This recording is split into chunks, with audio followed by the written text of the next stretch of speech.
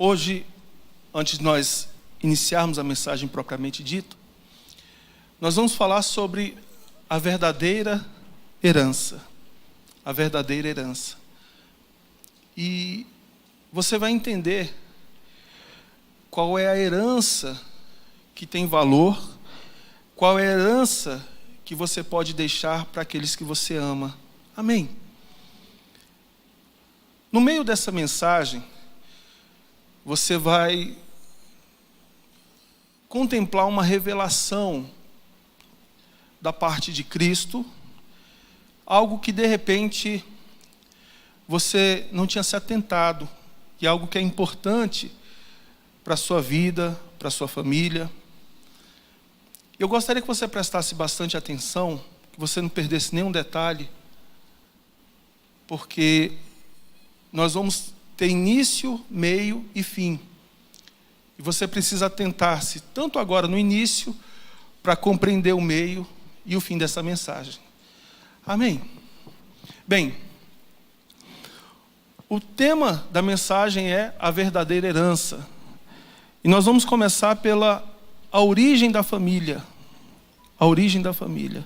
A Bíblia diz em Gênesis, no capítulo 1, no versículo 27, assim: Deus criou o ser humano à sua imagem, a imagem de Deus o criou, homem e mulher os criou.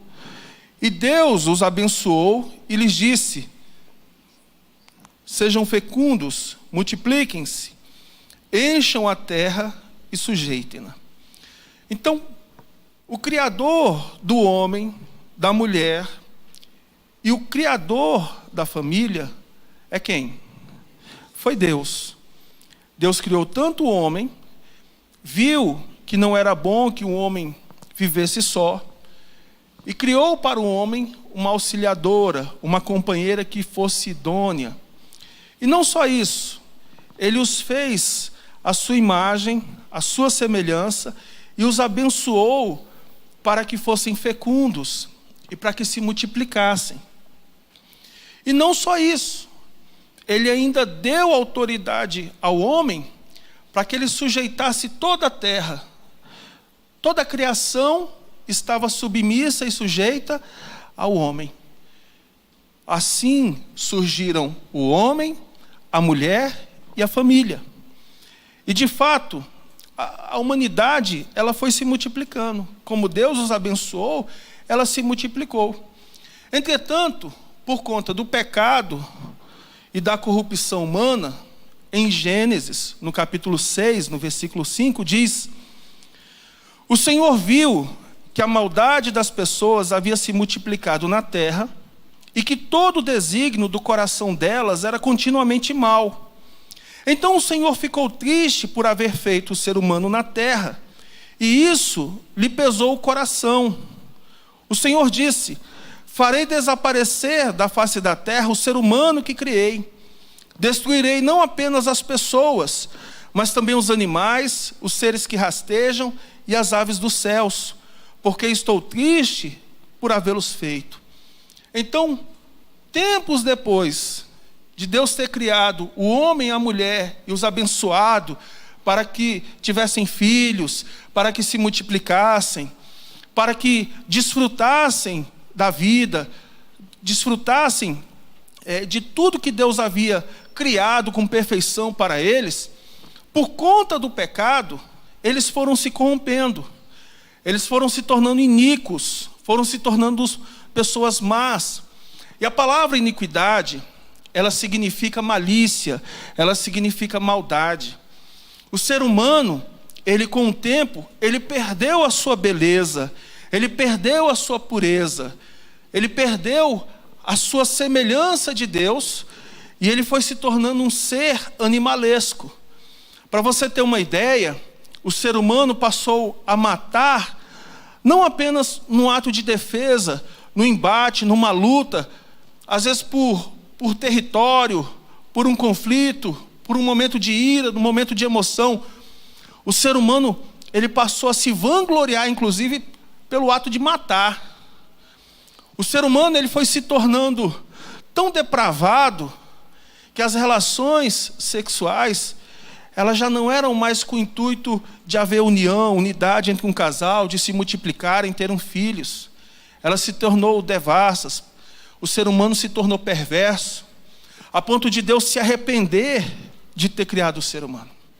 A ponto de Deus decidir exterminar a humanidade. Entretanto, havia um homem chamado Noé.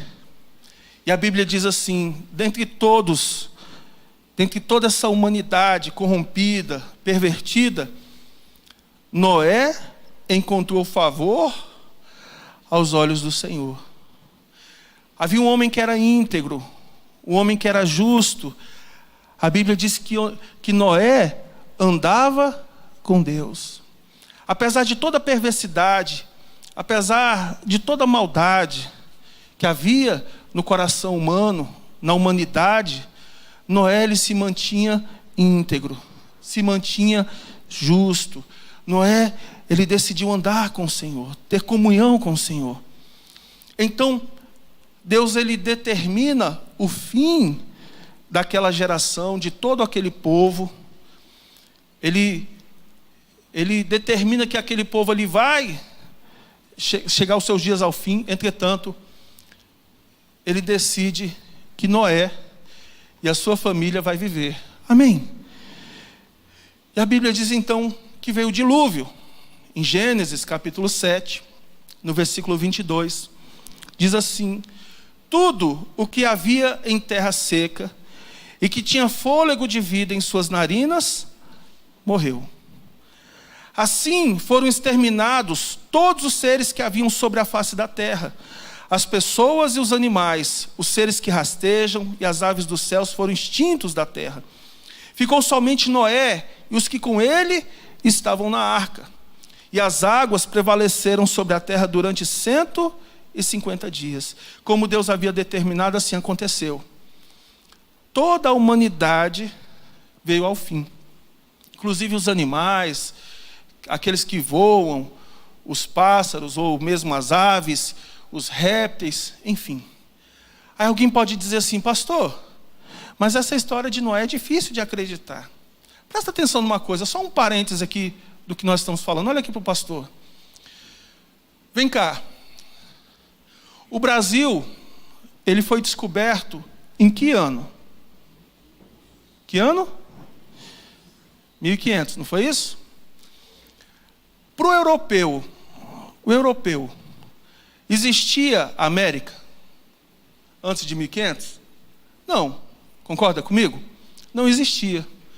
Então, se houvesse uma inundação lá na Europa, a Europa toda inundasse, eles iriam compreender que o mundo foi inundado, pelo menos quase todo o mundo foi inundado com uma chuva? Sim ou não? Sim. No Brasil, já tinham povos originários, índios, antes da descoberta pelos europeus? Sim ou não? E eles sabiam que existia a Europa, a Ásia, o Oriente Médio, a Oceania. Eles sabiam? Sabiam que existia a África? Sabiam? Então, se tivesse uma enchente na América, no Brasil, eles iriam considerar que a enchente foi sobre toda a terra. Para você entender, na época de Noé, eles viviam ali na Mesopotâmia. Eles viviam numa região que para eles aquilo ali era toda a existência, era todo o planeta Terra. Vocês entendem? Toda a vida humana. Então, uma enchente ali naquela região compreendia, ou eles interpretavam, como o mundo todo sendo tomado pelas águas. Quem está entendendo? Compreende? Então, se alguém duvida da história de Noé, de repente é por falta da compreensão do que se passa na história bíblica. Pastor, mas eu creio que, como está escrito, as águas cobriram toda a terra. Amém. Eu também creio assim.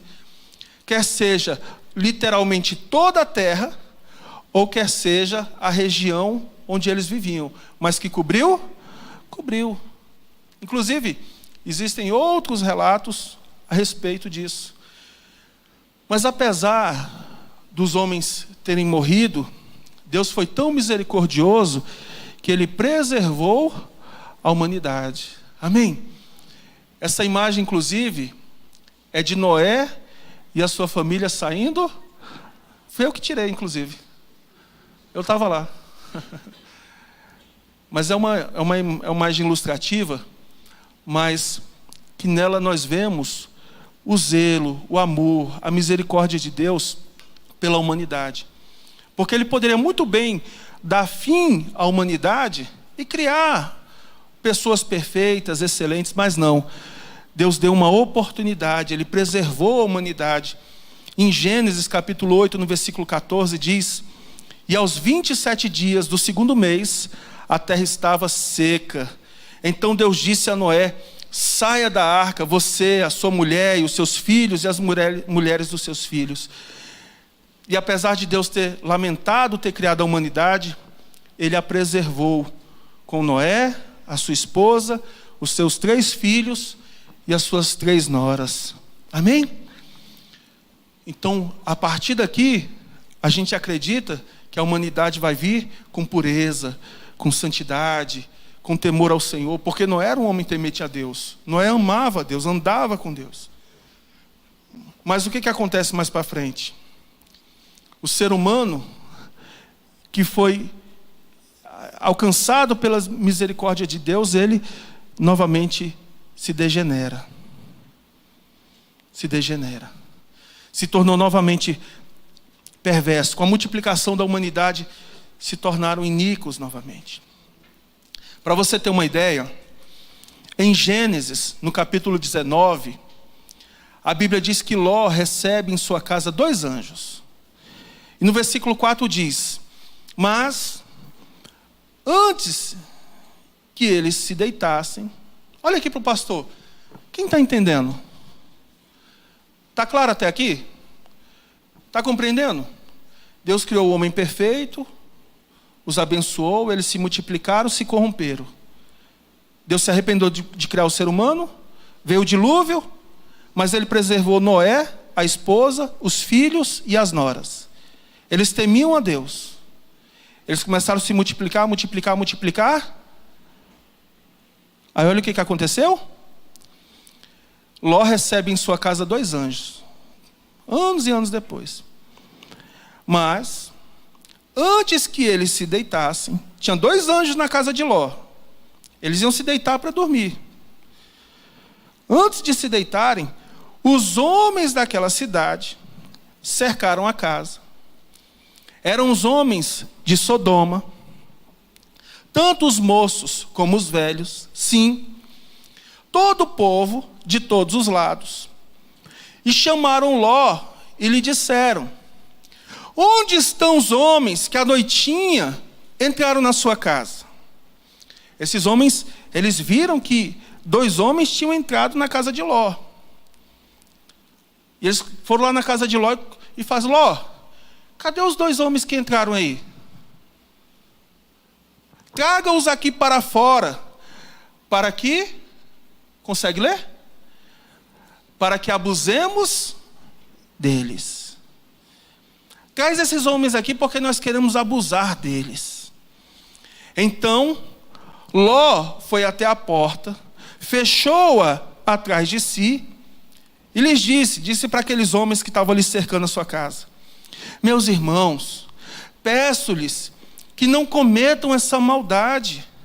Olhem aqui, eu tenho 2 filhas, elas são virgens, eu vou trazê-las para vocês, façam com elas o que quiserem, porém não façam nada a estes homens, porque se acham sob a proteção do meu teto. Ló tinha temor, eram mensageiros de Deus. A palavra anjo significa mensageiro, representante do Senhor, voz de Deus. Aqueles 2 homens, eles eram homens santos ao Senhor, mensageiros do Senhor, anjos do Senhor. E o que os homens daquela cidade queriam fazer com eles? abusar deles, ter relações sexuais com eles. Aí Ló diz assim: não façam isso com esses homens. São anjos do Senhor, são mensageiros do Senhor. Tomem as minhas filhas virgens, mas não tomem esses homens. Eles, porém, disseram: saia daí. E acrescentaram: esse homem, Ló, é estrangeiro, é sobrinho de Abraão. Veio morar entre nós e pretende ser juiz em tudo. Agora vai dizer o que nós devemos ou não fazer? Pois vamos fazer com você pior do que com eles. Vamos abusar deles, ainda vamos abusar de você também. E atiraram-se contra o homem, contra Ló, e se aproximaram para arrombar a porta. Porém os homens, estendendo a mão, puxaram Ló para dentro e fecharam a porta. E feriram de cegueira os que estavam do lado de fora, desde o menor até o maior, de modo que se cansaram à procura da porta. Para você ver, Deus que tinha preservado o ser humano puro, íntegro, o ser humano temente a Ele, conforme a multiplicação da humanidade, o ser humano foi se tornando tão pervertido, tão maldoso, malicioso, que queriam abusar, ter relações sexuais, inclusive com anjos. Para você ter uma ideia, em Sodoma e Gomorra, eles tinham relações, homens com homens, mulheres com mulheres, 2 homens com 2 mulheres, 3 homens com 5 mulheres, com 1 mulher, 4 mulheres com 1 homem. Eles tinham relações sexuais com animais.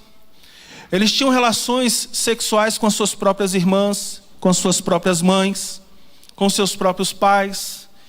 Eles tinham relações sexuais entre si, entre amigos. Eles tinham relações sexuais até forçadas. Aí o pessoal fala assim nos dias de hoje: não, porque eu sou uma pessoa mente aberta, porque eu sou uma pessoa contemporânea, eu vivo na pós-modernidade, eu não estou mais na era das trevas, eu não faço mais parte da Idade Média, eu sou uma pessoa evoluída, eu entendo relações entre pessoas do mesmo sexo. Relação entre pessoas do mesmo sexo é mais antigo do que andar para frente. Pessoas com relações do mesmo sexo, enfim, e com zoofilia, pedofilia, isso aí é mais antigo do que andar para frente. Mas tudo isso, a gente só percebe uma coisa: a degeneração da humanidade, no seu caráter, na sua moral, nos seus princípios, nos seus valores. Bem, Deus forma para si um povo, e Deus estabelece um modelo de relações familiares. Deus prometeu a Noé que não iria destruir a humanidade novamente com chuva, com águas, com dilúvio. Mas a humanidade degenerada, corrompida, Deus então separa para si um povo. Olha, eu não vou destruir a humanidade com chuva, não. Vai chegar um dia que será destruída com fogo, mas com chuva não. Com águas não. Olha aqui para o pastor. Mas eu vou separar esse povo e vou ensinar esse povo como bem viver. E aí em Levítico, no capítulo 18, a partir do versículo de número 1, olha aqui para o pastor.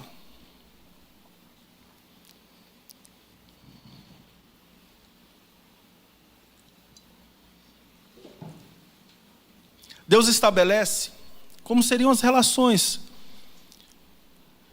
familiares. O Senhor disse a Moisés: fale aos filhos de Israel e diga-lhes: eu sou o Senhor, o Deus de vocês. Não façam como se faz na terra do Egito, onde vocês moram. Nem façam como se faz na terra de Canaã, para onde os estou levando. Não andem segundo os estatutos desses povos. Cumpram os meus juízos e guardem os meus estatutos para andarem neles. Eu sou o Senhor, o Deus de vocês. Olha o que Deus orienta, ensina ao seu povo. Nenhum homem se aproximará de qualquer parenta próxima para ter relações sexuais com ela. Eu sou o Senhor. Não envergonhe o seu pai tendo relações com a própria mãe. Ela é a sua mãe. Não tenha relações com quem? Com ela, com a sua mãe. Você compreende em que grau estava a humanidade? Olha aqui para o pastor. Você compreende? Não tenha relações com a mulher de seu pai, a sua madrasta. Não tenha relações com a sua irmã. Não tenha relações com a filha do seu filho, ou com a filha da sua filha, com o seu neto, com a sua neta. Pessoal, nós estamos falando de aproximadamente 3.250 anos atrás. 3.250 anos atrás. Pastor, mas como é que a gente sabe que foi há 3.250 anos atrás? Como é que a gente sabe que esse livro é verdadeiro? Fevereiro, às quartas-feiras, nós vamos ter aqui uma série de mensagens chamada A Bíblia, com o tema Bíblia. Nós vamos ensinar a formação da Bíblia, o conteúdo da Bíblia e a aplicação da Bíblia. Os escritos mais antigos e precisos que nós temos na história da humanidade, eu não sei se você sabia, que é a Bíblia. Só do Novo Testamento, nós temos mais de 5.000 fragmentos do Novo Testamento. Em 1948, 49, nós achamos o livro de Isaías praticamente intacto, datado, se eu não me engano, a 400 anos antes de Cristo. Nós temos textos desse aqui de 900 anos antes de Cristo. Veja que nós estamos falando de um assunto antigo, mas que Deus teve que orientar, ensinar o seu povo, porque é assim que a humanidade se encontrava naquela época. Era assim. Ele diz: não tenha relações sexuais com sua neta, com seu filho. Não tenha relações com a filha da mulher de seu pai, ela é a sua irmã, meia-irmã.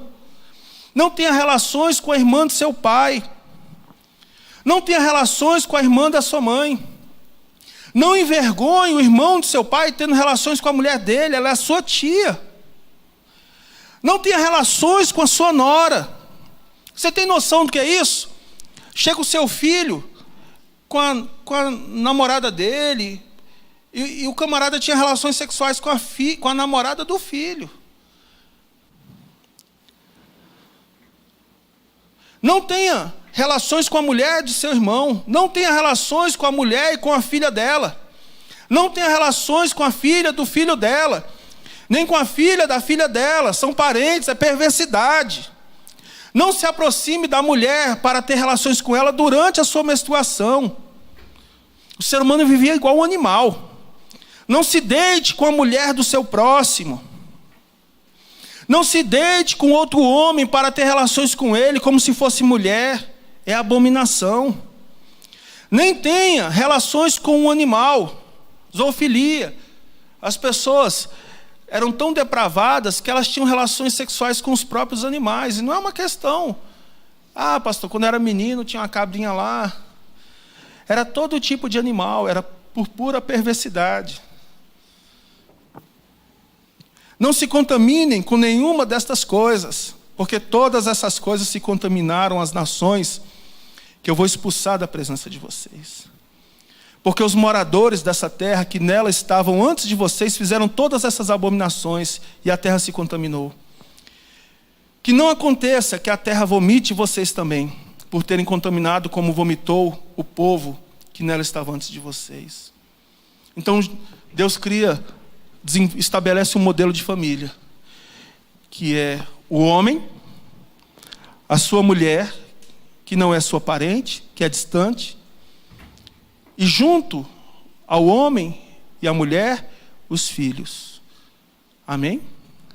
E assim Deus estabeleceu um modelo de família, tirando o ser humano daquela condição bestial, pareciam bestas feras, pareciam animais selvagens, que viviam pelos seus instintos, pelos seus impulsos, que já não tinham mais razão, não tinham mais lucidez, não tinham mais lógica. Deus tira o ser humano dessa condição perversa, imoral, sem princípios e sem valores, estabelece, olha, os povos ao redor de vocês podem ser assim, mas vocês não. Amém? E olha aqui para o pastor, deixa eu falar uma coisa para você. Existem aqueles que querem descriminalizar a pedofilia, não é isso? Sim ou não? Vamos descriminalizar a pedofilia. Eles estão preocupados com as crianças? Não. É por conta da criança. É por conta da criança? Não. É porque eles querem ter relações sexuais com a criança. Descriminalizar a pedofilia, sabe o que significa? Fazer sexo com a criança e não ser preso por causa disso. Isso aqui, pessoal, é algo moderno, contemporâneo, de pessoas que têm a mente aberta, evoluídas. Isso é mais antigo, pessoal, do que cagar de coca. Sim ou não? É verdade.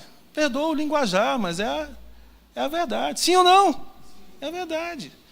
Então, essa ideia de descriminalizar ou da liberdade sexual nada mais é do que tornar o ser humano um animal novamente, que age apenas por instinto.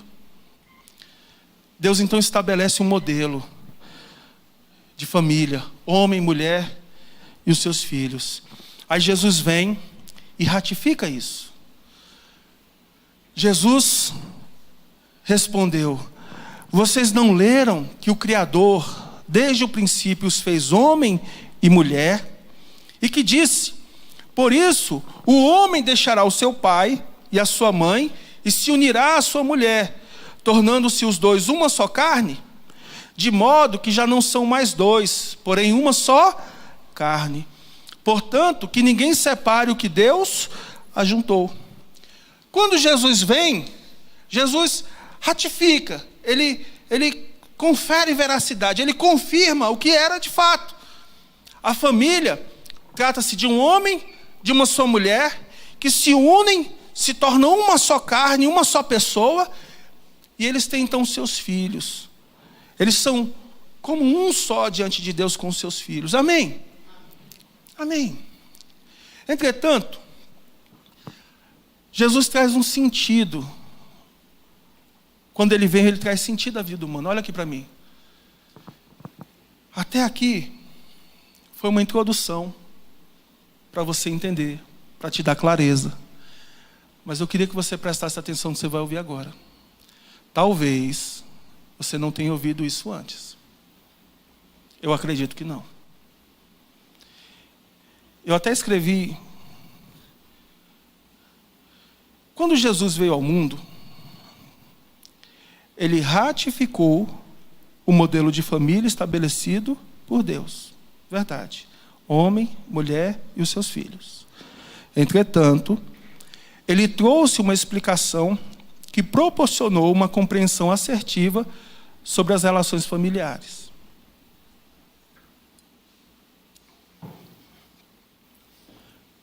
Então, olha só.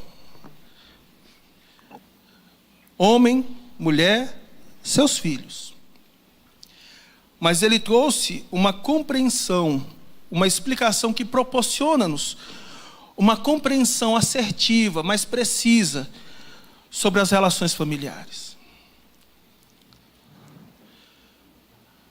Jesus desvelou o sentido da vida, repete assim, que é a eternidade. Assim, tudo o que é perene assumiu a posição de prioridade e o que é temporário foi reduzido a um grau de menor importância. Logo, a família assume o seu verdadeiro significado na vida humana. Presta atenção nisso, para você entender.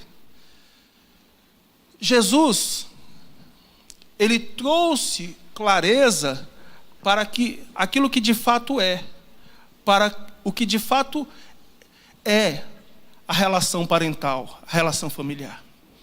Eu não sei se você percebeu, tudo que diz respeito à família, até esse momento, até a vinda de Jesus, estava relacionado a uma coisa. Quem percebeu? Ao quê? Ao quê? Fala assim, ao sexo. Ao sexo. A relação familiar, ela estava sempre sendo balizada pelas relações sexuais. Homem com homem não pode, a mulher com mulher, homem com bicho, bicho com homem. Quando Deus estabelece um modelo de família, o que Deus estabelece? Como seriam as relações sexuais. Quem está entendendo? Faz assim, eu quero saber se está claro. Está claro? Deus estabelece, olha, você vai ter relações sexuais com uma única mulher, que você vai amar, respeitar e com ela ter filhos. Vocês formam uma família. Outros tipos de relações sexuais são abomináveis, são perversas. Mas tudo está girando em torno do quê? Do sexo. Quando Jesus, ele vem, ele dá sentido à vida humana.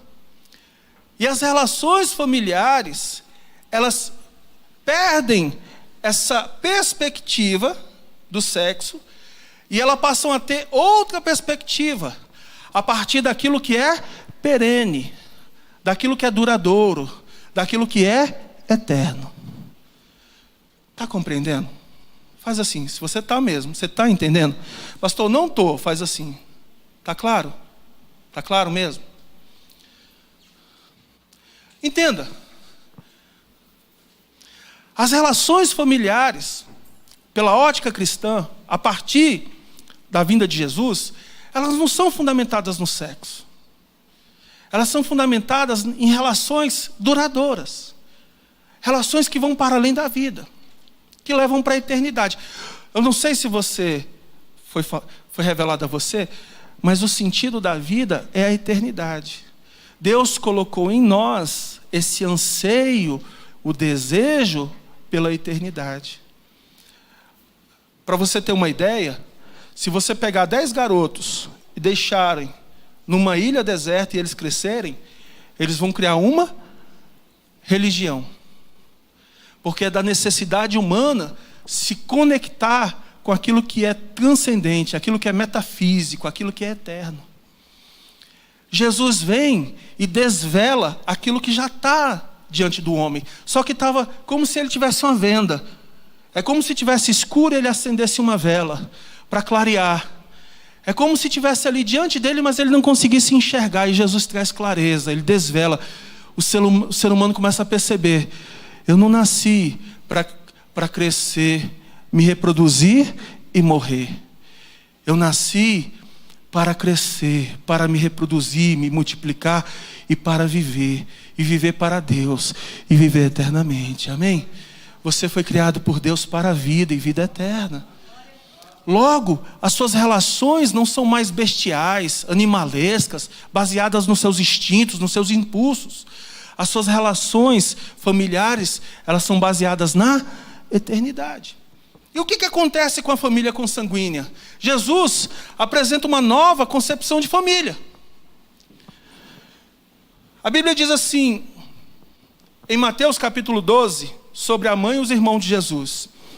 Enquanto Jesus ainda falava ao povo, eis que a mãe e os irmãos dele estavam do lado de fora, procurando falar com ele. E alguém disse assim para Jesus, Jesus, a sua mãe e os seus irmãos estão lá fora, eles querem falar com o Senhor. Porém, Jesus respondeu ao que lhe trouxe o aviso, vem cá, quem é a minha mãe? E quem são os meus irmãos? Quem é essa minha mãe que você está falando? Quem são esses meus irmãos que estão lá fora? E estendendo a mão para os discípulos, disse, eis minha mãe e meus irmãos. Portanto, aquele que fizer a vontade de meu Pai Celeste, esse é meu irmão, minha irmã e minha. Veja que a relação familiar não é apenas consanguínea. Jesus traz ao entendimento que ser irmão não é apenas você ser sangue do mesmo sangue. Na verdade, pela ótica de Cristo, ser irmão é comungar da mesma fé. Então, por gentileza aqui, os servos de Deus. Só os obreiros aqui, os homens aqui, por gentileza. Você é irmão de sangue dele? Não, senhor. Você é irmão de sangue dele? Não, senhor. Mas vocês são irmãos? Sim, senhor. São irmãos? Sim, senhor. Quem entendeu? E quando a gente fala assim, a paz, meu irmão, como vai? Ô, meu irmão, tá bom? Firme? Ô, meu irmão, como vai? Amém? Nós estamos falando irmãos, porque todos nós somos irmãos em... Nós somos uma família aos olhos de...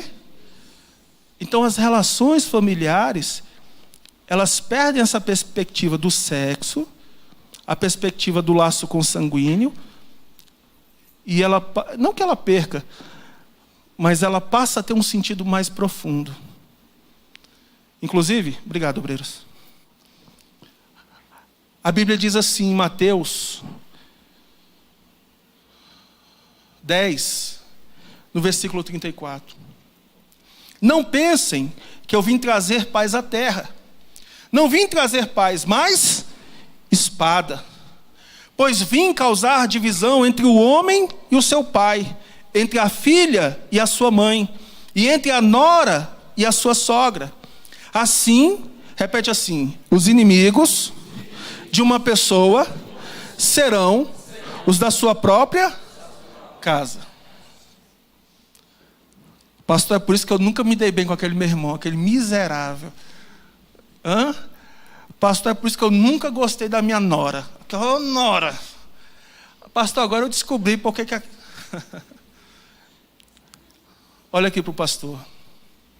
Em Lucas, no capítulo 12, no versículo 51, diz: vocês pensam que eu vim para dar paz à terra? Jesus falando. Eu afirmo a vocês que não. Pelo contrário, vim para trazer divisão. Porque daqui em diante estarão 5 divididos numa casa, 3 contra 2 e 2 contra 3. E estarão divididos pai contra filho, filho contra pai, mãe contra filha, filha contra mãe, sogra contra nora e nora contra sogra. Em Lucas 14, no versículo 25, ele diz, a Bíblia diz, grandes multidões acompanhavam Jesus. E ele voltando-se lhes disse, se alguém vem a mim e não me ama mais do que ama o seu pai, a sua mãe, a sua mulher, os seus filhos, os seus irmãos, as suas irmãs e até a sua própria vida, não pode ser o meu discípulo. E sabe por que isso acontece? Sabe por que a partir do momento que você assume a fé em Cristo, você entende que o sentido da vida é a eternidade, você às vezes passa a ver que a sua família se torna seu inimigo?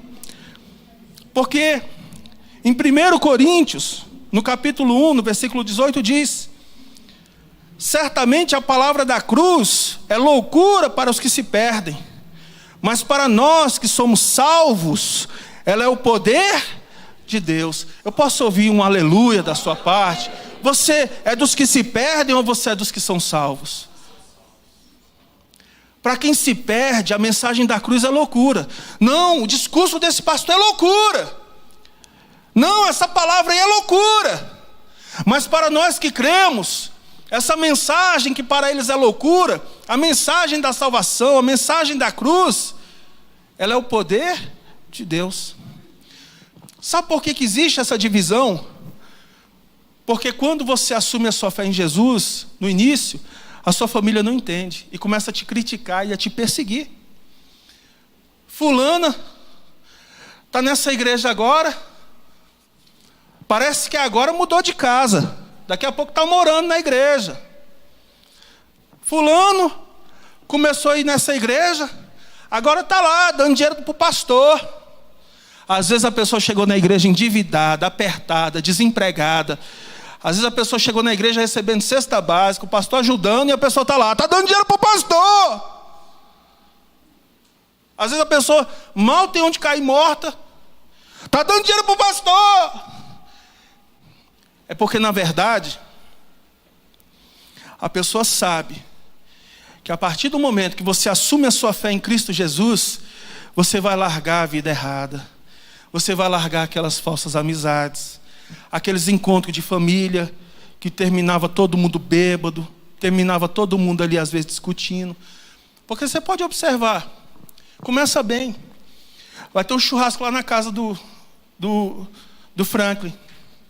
Tu vai? Eu vou. Mãe vai todo mundo.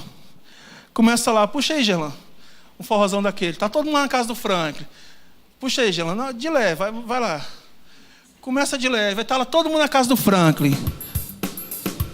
Aí começa. E aí, macho? Beleza? E aí, beleza? E aí, pai? Aí tá lá, né?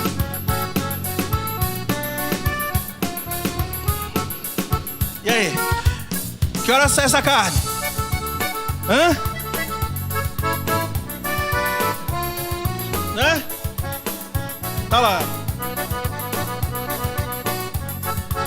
Ai. Aí daqui a pouco começa. Ei, eu fui lá ontem, tu não foi lá por quê? Não, aí abaixa o som já. Aí, não fui lá porque não deu não. Não, mas eu já tinha te falado pra ir lá. Não, ó, eu já falei com você que eu não gosto dessas conversas. Aí a coisa começa a mudar, já, não é? Aí o forró vai mudando. Não, já falei com você. Da outra vez nós já tínhamos conversado sobre isso. E toda vez... Não, calma aí já. Aí vai ficando pesado. Oração forte. E aí começa o desentendimento, o conflito. Eu não falei com você? Eu já falei que eu não venho mais da sua casa. Não é assim? Eu vou embora daqui. Eu vou embora para não descer a mão na sua cara. É você, toda vez é você. Sabe? Ninguém nessa casa gosta de você. Não é assim? Começa a briga. Aí, vai embora. Ah, já falei que eu vim na casa desse Franklin.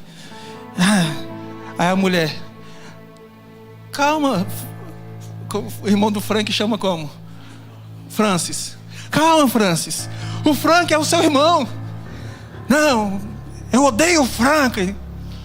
Não, Francis. Tenha paciência. Tá bom, Jean, senão até eu fiquei agora abalado. Só que a pessoa fala, sabe o quê? Fulano é bobo. Foi para a igreja agora, não bebe mais nem uma cervejinha. Foi para a igreja agora, agora nem um churrasquinho não quer vir. Então é por isso que a família não se entende mais. E começa os conflitos. Quem está entendendo?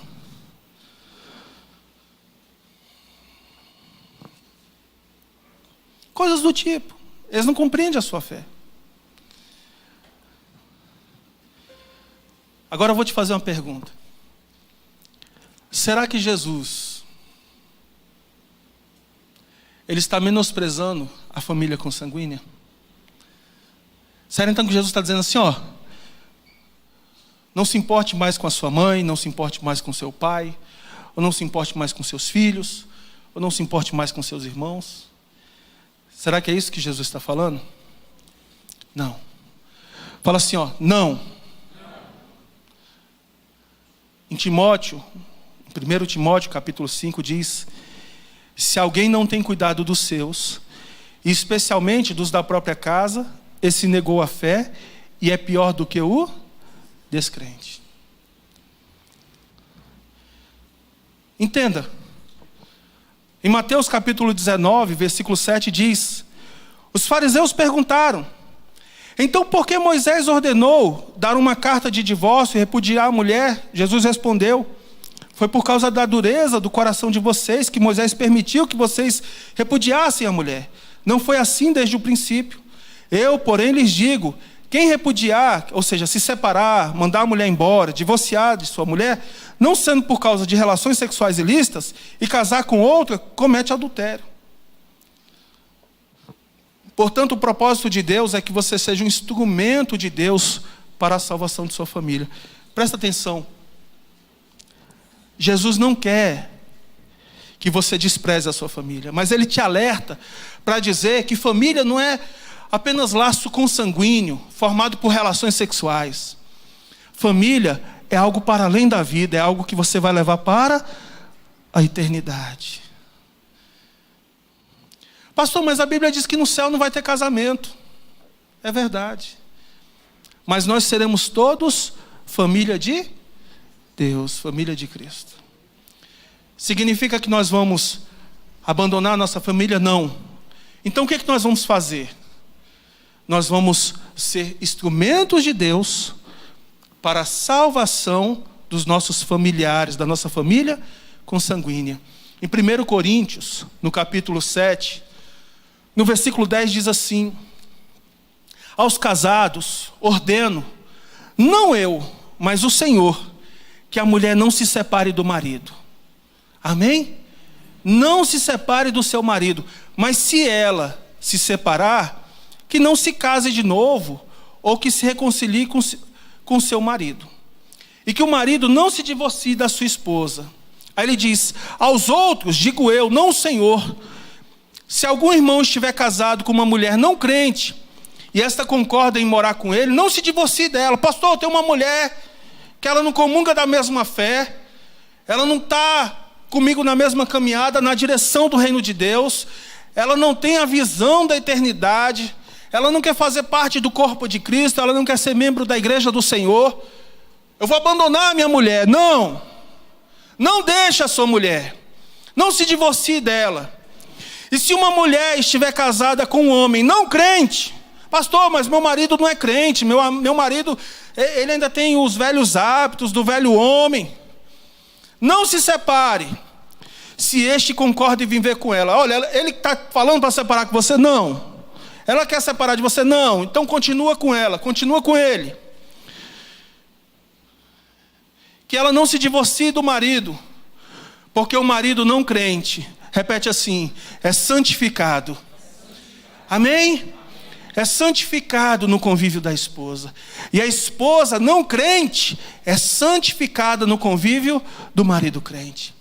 Então, pela ótica cristã, pela perspectiva cristã, você se relaciona com o seu marido ou com a sua esposa, não apenas pelo vínculo sexual, mas se você é da fé e ele não é, se você é da fé e ela não é, por meio de você, por meio do seu testemunho, do seu comportamento, do seu exemplo, você santifica ele, você santifica ela. Amém? Você é um exemplo, você é um testemunho de Cristo para a salvação do seu marido não crente. Você é um exemplo, um testemunho de Cristo para a salvação da sua mulher não crente. E ele continua dizendo: se não fosse assim, os filhos de vocês seriam impuros, porém agora são santos. Até os filhos são santificados por meio da sua fé, por meio do seu testemunho, por meio da sua vida com Deus. Amém. Deus alcança a sua família, o seu marido, a sua esposa, os seus filhos, por meio de você. Mas se o não crente quiser separar-se, que separe. Pastor, mas meu marido diz que agora que eu estou nessa igreja, eu estou andando com Jesus, que eu assumi a fé, ele quer sair fora. Você vai fazer o quê? Vai impedir? Pastor, minha mulher quer me deixar, você vai fazer o quê? Vai impedir? Em tais casos, não fica sujeito à servidão nem o irmão nem a irmã. Deus chamou vocês para viver em paz. Pois você, ó mulher, não sabe se salvará o seu marido, ou você, marido, como sabe se salvará a sua mulher? Então, pastor, meu marido quer meter o pé. É uma pena. Minha esposa quer separar. É uma pena. Em 1 Pedro, no capítulo 3, no versículo 1, diz: igualmente vocês, esposas, sejam sujeitas, cada uma ao seu próprio marido, para que, se ele ainda não obedece à palavra, seja ganho sem palavra alguma por meio da conduta de sua esposa, ao observar o comportamento honesto e cheio de temor que vocês têm. Você não vai bater de frente com seu marido. Você não vai ficar discutindo, sendo implicante com ele. Pelo contrário. Você, minha irmã, você que é filha de Deus, Você que faz parte da família de Deus, você tem um marido consanguíneo, um familiar consanguíneo, seu marido é incrédulo, dê um bom testemunho, se comporte como uma mulher de Deus, com caráter, com dignidade, com inteireza, com integridade, caminhe, ande com o Senhor como Noé andava, e por meio de você ele será santificado, por meio de você ele será alcançado por Jesus, amém? Maridos, vocês igualmente vivam a vida comum do lar com discernimento, dando honra às esposas, por ser a parte mais frágil e por ser coerdeira da mesma graça da vida. Agindo assim, as orações de vocês não serão interrompidas. Marido, mesmo que a sua mulher seja incrédula, trate-a com dignidade, com respeito, com discernimento, dê a devida honra a ela. Trate como alguém mais frágil, cuidando, preservando, zelando, velando por ela. Vocês participam da mesma graça, do mesmo favor de Deus sobre a vida de vocês. Em Efésios capítulo 6, no versículo 1 diz: Filhos, obedeçam os seus pais no Senhor, pois isto é justo. Honre o seu pai e a sua mãe, que é o primeiro mandamento com promessa, para que tudo corra bem com você e você tenha uma longa vida sobre a terra. Amém? Pastor, mas o meu pai é incrédulo, a minha mãe é incrédula, só eu sei.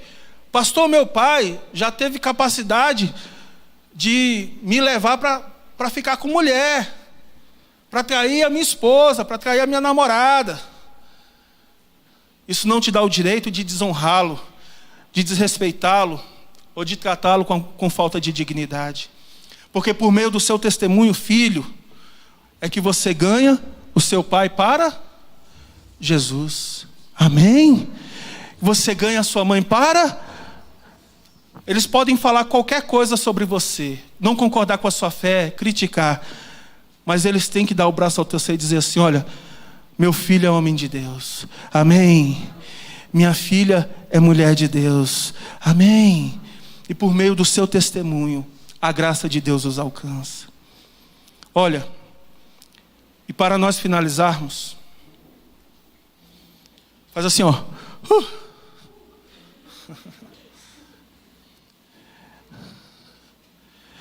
Tem uma verdadeira herança que você pode deixar para a sua família. Em 1 Reis, no capítulo 2, a Bíblia fala sobre as últimas ordens de Davi a Salomão.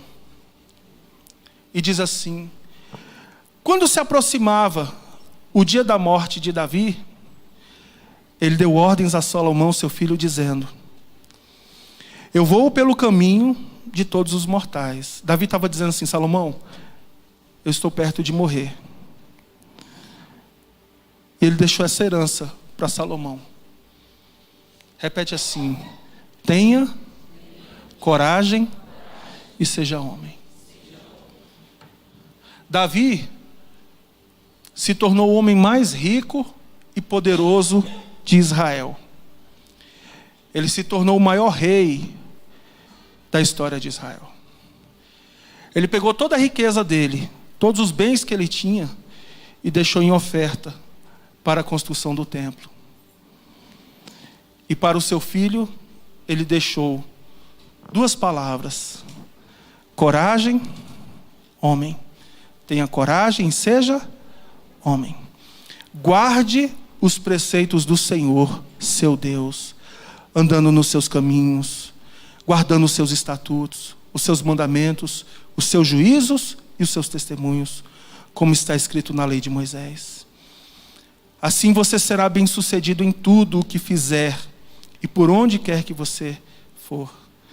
E o Senhor confirmará a promessa que me fez, dizendo: se os seus filhos guardarem o seu caminho, andando diante de mim fielmente, de todo o seu coração e de toda a sua alma, nunca lhe faltará sucessor ao trono de Israel.